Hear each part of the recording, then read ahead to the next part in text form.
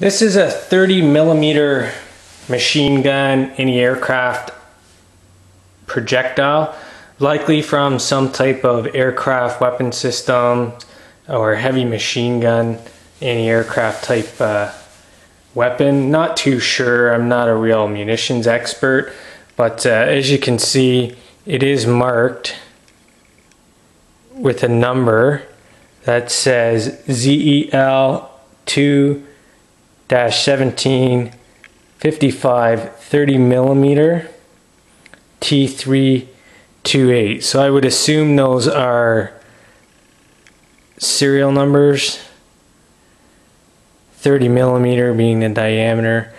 It looks like it's a pulled round. It's not a fired round. As you can see, the brass band has no rifle markings in it. It's got a appears to be like a solid aluminum tip on it as well.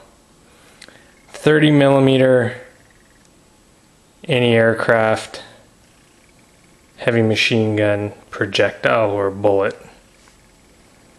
If anybody knows any more info or recognizes this, knows what it's for, what kind of plane it came off of, or what kind of machine gun this round is used in, please let me know.